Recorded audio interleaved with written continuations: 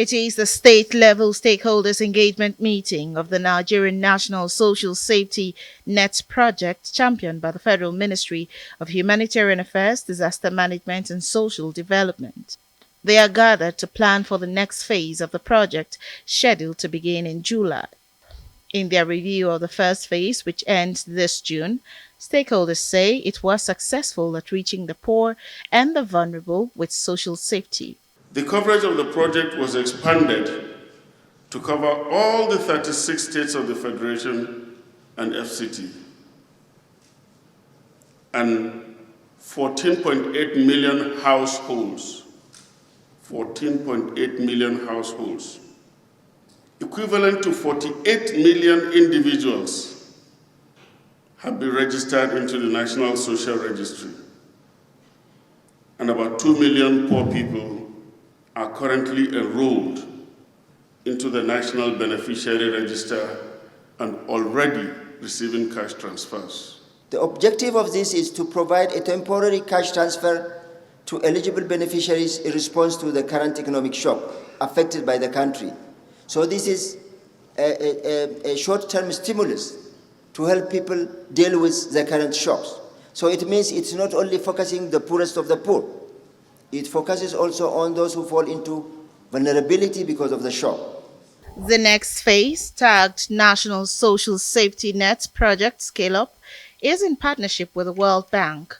According to the National Social Safety Coordinating Office and the World Bank, 10.2 million poor households across 752 local government areas are to benefit from the new long-term credit facility of $800 million. Each household will receive 5,000 naira, and this, they believe, will boost the nation's economy. 5 million households.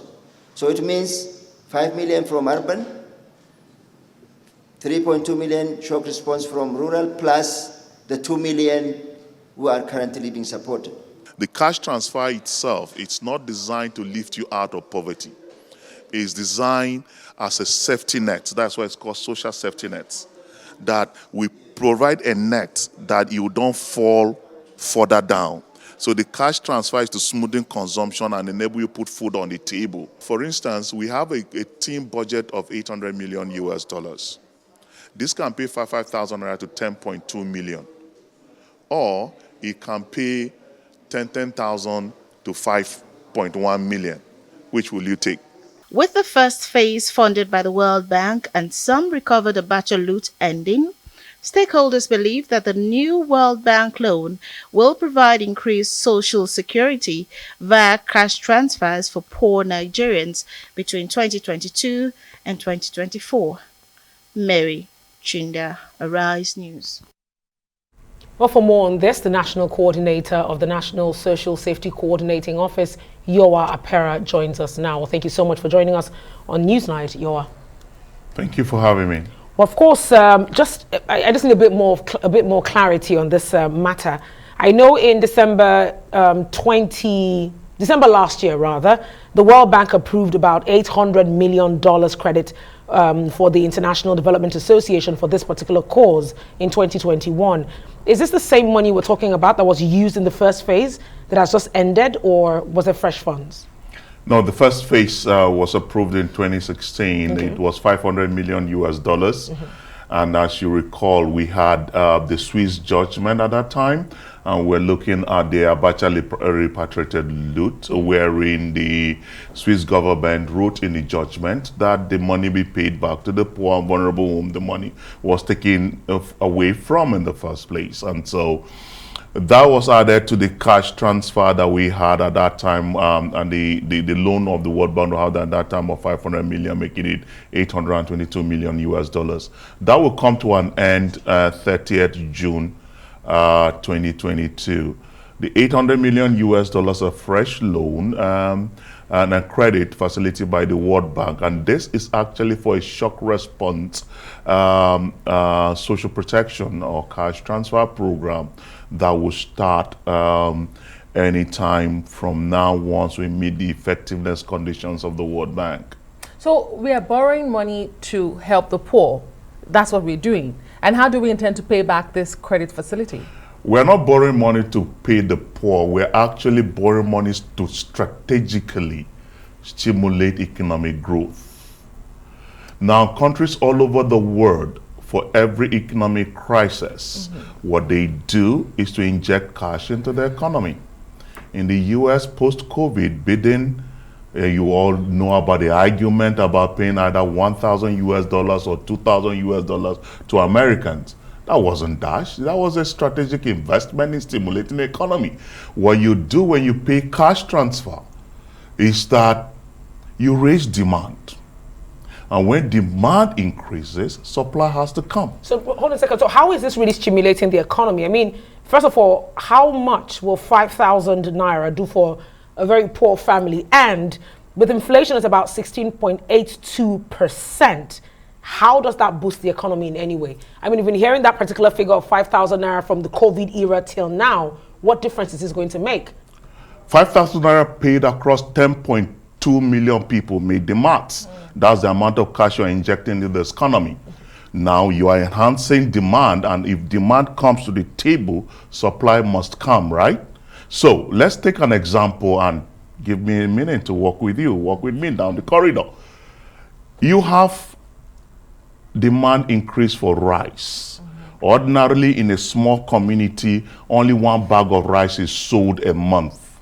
Suddenly, people have 5,000 naira to buy 2 or 3 noodles of rice each across 100 households. That enhances their capacity to eat more rice, right? And so you move from selling 1 bag of rice in that community to 10 bags of rice. What do you think that happens to it? Mr. Perry, we're talking about 5. Let's get very realistic. And yes, let's get very realistic. Let's take a look at how much 5,000 naira can purchase in our markets today. Irrespective of the community you are talking about, we're an import-dependent community, country to begin with. How far do you think 5,000 naira will go? I still go back to the point that inflation is at 16.82%.